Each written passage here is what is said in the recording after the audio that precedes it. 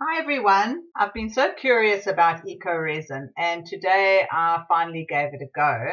I cast this adorable little clawfoot tub mold and honestly I am blown away by how smooth and porcelain-like it came out.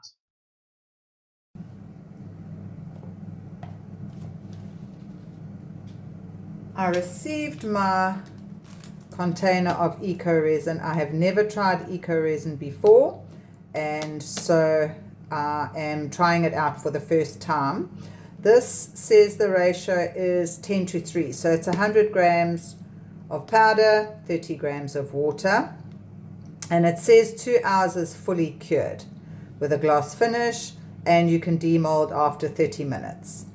So I am quite excited to try this out because, like I said, I haven't tried Eco-Resin before. I use my gypsumite. That's all I've used for a while. I used to use plaster of Paris, but I don't use that anymore because I found my beautiful gypsumite. So this is a new mold. I haven't used this mold before. It's got the 4 little legs and it is the bath, which I thought is really cute. So I'm going to try that out with the Eco-Resin. So I'm not too sure the ratio of how much this is going to take to, I know I have my workings out for my gypsumite, but the gypsumite takes more fluid to powder. So I'm going to take what I would have used, I worked out what I would have used for my gypsumite, and I'm going to add another half. So I'm going to use 150 grams of the Eco-Resin and 45 milliliters of water. So let's get that out now. I mean, it looks very much like gypsumite. It's a lot whiter. You can see it looks a lot whiter than the gypsumite. The gypsumite comes out almost an off-white, slightly off-white. And I will put it into a cup, and then the water I will put into my mixing container. Right, so we need 150, I said.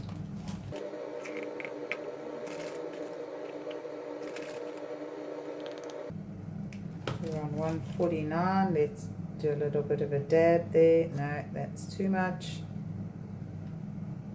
There we go. 150. Right, I will leave that one side.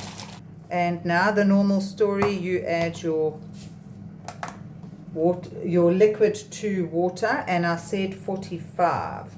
Sorry, liquid to water. Where did I get that from? Liquid to water. Powder to water. Right, that's 45. Looks like a very little amount of water compared to the powder. But anyway, that's what they said. It was 100 to 30, so 150 to 45. I'm right, hey? Yes, because if I halve it, it's 50 to 15. Yes, yeah. Okay, so there we go. And we will give it a stir. It's nice and creamy. Oh, it's so nice and white. Love that. Now, I didn't read any of the other, I don't think it's actually got other instructions, to be quite honest. That's what it says. It just tells you the ratio, it tells you fully cured, and it tells you unmolding. So there's nothing else. There's nothing else to read. So I'm just going to give it a good stir till there's no lumps and bumps. I don't think there's going to be enough here.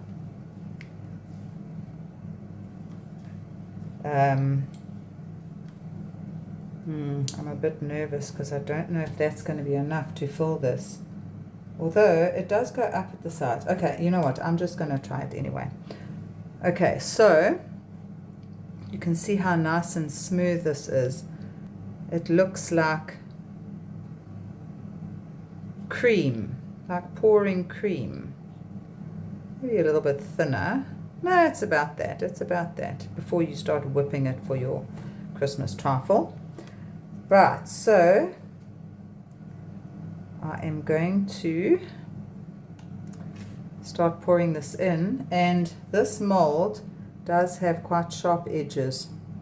That's not too bad, but the front of the bath has got quite sharp edges, so I'm going to try and pour a little bit in and then get it into the corner.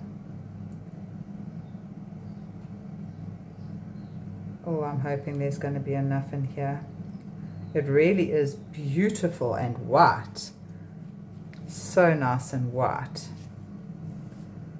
And then I must also not forget to do the feet, because this is an old style bath. I don't think I've got any bubbles in there. I'm just going to give it a good wiggle anyway, just in case. It really is lovely, I must say.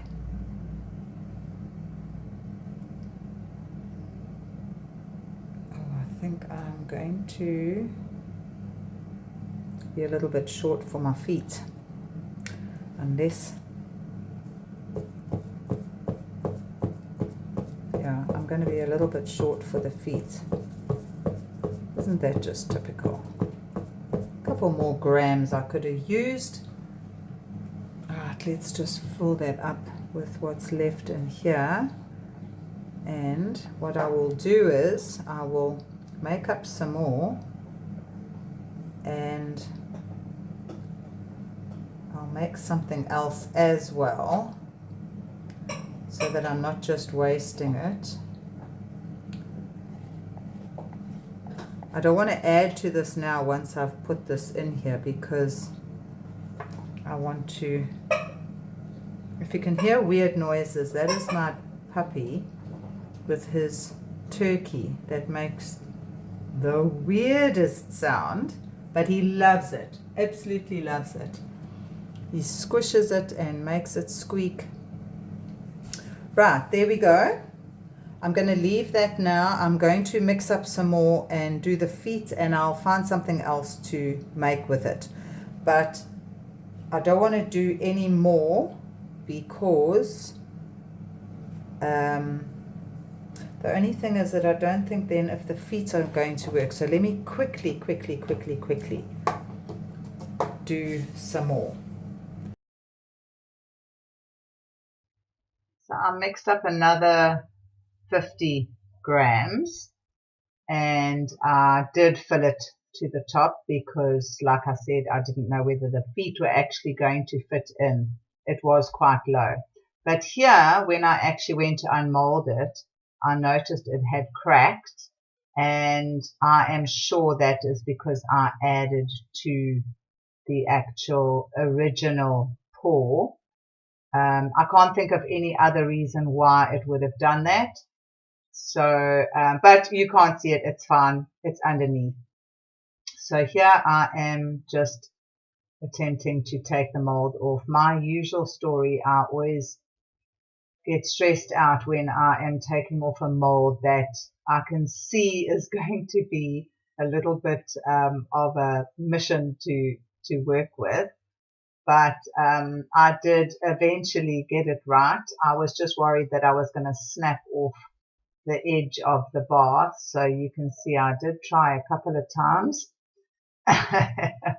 It was giving me a bit of anxiety trying to get it off, but there we popped off the one side, and I just had to try and work the little feet sections out so that the middle didn't crack. That crack didn't go through, so I was happy with it once I had got it out the mold. It's absolutely beautiful. It is so smooth. It's porcelain-like. It is absolutely gorgeous. I love this Eco-Resin. I have to say, I hadn't tried it before, like I said, and I had seen other people using it, and I've seen what theirs have come out, but obviously in real life, You actually don't realize how smooth it is until you run your fingers over it. It really is so smooth, and like I said, it's almost like porcelain. So these are the little feet. They're not actually claw feet, they're just normal little feet, but yeah, they came out really nicely. They just need a little bit of cleaning off on the edges because of the little bit of overpour, but they came out really nicely, and they're quite solid as well. So here I was just working out which way they went, because I am, sometimes we'll do something backwards. So there are the little feet, and they just had to be stuck on. But there we go. I think it came out really nicely, other than our little crack at the bottom, but like I said, that's not a major train smash. So I was really happy with that. Like I said, it's really nice and smooth. And for my first attempt, I was really impressed with the Eco-Resin.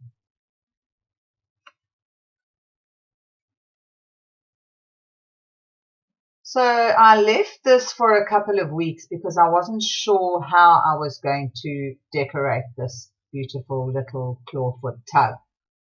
So I did sit and think about it for a while. I left it on the shelf just to give me a bit of time to think what I was actually going to do and how I was going to decorate it.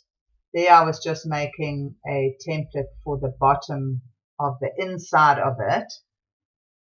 Here I was just still looking at that crack. I wasn't too happy with the crack, but like I said, it was only on that one section that I had filled in after I had run out of the Eco-Resin. So it didn't actually make any impact on the actual tub itself. I had used no more nails to stick the feet in, and that had left little gaps in the bottom of the actual tub. So I decided that I was going to use some craft foam to put into the bottom as a little cushion section, that sort of thing, so that I could use it as a decoration for a bathroom. I thought maybe that would be quite sweet. I was thinking of a candle originally, but I didn't want to use a candle as a candle holder, because I thought it would be really nice to be able to use it over and over, and if you've got a candle in it, you can't. So here I decided to use some craft foam. This craft foam, it's white on the back and it's got glitter on the front of it. I was also in two minds as to whether to use just the white or the glitter. And then I thought some beautiful little Dragonfly UV DTF stickers would look really pretty on either side of the bathtub. Now, those small stickers that you can see, the smaller ones that are on top there, they're actually not, they're supposed to be DTF, but they aren't. They're actually just normal stickers, and they have an outside. I did try with one, but I left that part of the video out because it just was not. I thought they were UV DTF stickers, and I kept trying to pull the top off, but they're just normal stickers. So whether they were just dud or whether they were, I don't know, wrongly marked, I'm not too sure. So I didn't end up using the smaller ones. I only used the top ones. So here I am just thinking about how I'm going to put them on, because the bigger ones, I didn't want them to crease or anything. So I was just deciding which and how I was going to do the stickers. But here I cut out the craft foam, and I was also again thinking whether to put the glitter part up or the white part up. Now in the end, I actually decided to use the glitter part because when you put the white part down, it looked weird, like there was a big lip between the actual craft foam and the bottom of the bath. Whereas with the glitter, it looked like it had a little cushion or a bit of a water effect on. So I decided I would just keep the glitter to the top. So here I am just cutting out these stickers. These are individual little squares, so they're quite nice. You don't have to try and cut all the way around on a big sheet, which some of them you have to do. And here I'm just getting my tweezers so that I can pull them off the top layer and sticking them on. Now here you have a curve, so there's a bit of a knack to doing that. If you snip your sides where your fold is going to go, it's a lot easier to get the sticker to actually stick down if you've got any curves or anything like that. So that's just a little bit of my 2 cents tip. And like I've said before, these DTF stickers stick so nicely. And this didn't have any resin undercoat or any Mod Podge or anything like that. This sticker stuck so beautifully to that Eco-Resin because the Eco-Resin is so smooth. I didn't have to put any undercoat on for the DTF sticker to stick on. It stuck so beautifully. So there we have the one, and it really, really looked so pretty. I love these dragonflies, and these UV DTF stickers are just amazing. I love working with them. So there, as usual, I'm always fiddling and faffing with touching things. I love touching the texture. So here I did notice that it does scratch a little bit. You can see on the top right hand side there's a slight scratch, so you've got to be very careful. So I was going to finish this off with an aerosol lacquer, so I was trying not to scratch it or anything like that. So here I was trying to find one that matched that one. So I was trying to see which of the wings matched that one closer, and the flowers as well. So I decided to use the little one that was in the middle there because he was as close to the other dragonfly as I could get, because obviously they're all different. So I decided that one would look quite sweet. It's got similar colors and that to it, so I thought that one would be nice to use. So here I'm just popping the stickers back into their packet, and I'm about to put this one onto the other side. This one I put it on further down so that it was almost flying out from underneath when I put the little glitter cushion that sort of looks a bit like water, so that it looks like he's sort of flying out. I didn't have him as close to the top because I thought that would just be quite sweet. So he goes down a little bit, and again, because of the angle of the actual bath, I had to make sure that I got my corners clipped so that he wouldn't overlap. He actually did work out really nicely. I've got my heat gun there because also if you heat up these stickers, they almost stretch a little bit so that you can sort of stretch them into position as well. I have done a lot of vinyl stickers in my time, so I have picked up a few tips and tricks putting stickers on, and these UV DTF stickers work exactly the same way as vinyl. They've got a base and they've got a top that you peel off. So they work basically the same way as your vinyl stickers. So using that technique with clipping the corners does actually work really well. So I left this in real time, this part of it, so that you can actually see how I was working it into the corners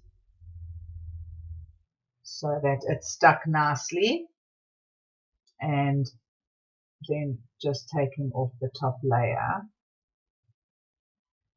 of the transfer tape.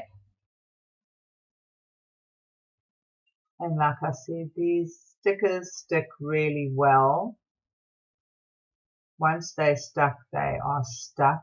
So if you don't get it right the first time and it's stuck down, unfortunately you have a bit of a problem trying to get it back off again, and you could actually damage your item, especially if you have to try and scrape it off or use a sharp tool to get it off. So try and get it right the first time, otherwise you might just have to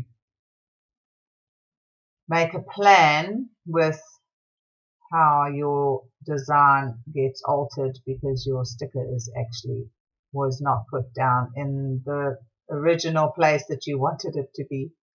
But here, there we go, and he is on nicely. I just had to get one little section off there. And there we go. He is sort of coming out from when I'm going to use it under the actual craft foam. Here, like I said, I'm using my heat gun because his little tail was not quite touching the back of the lip of the bath.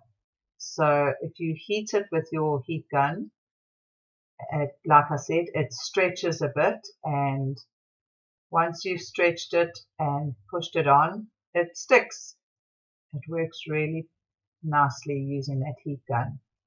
Don't try and use a lighter or a gooseneck lighter or anything like that. You will just burn your sticker.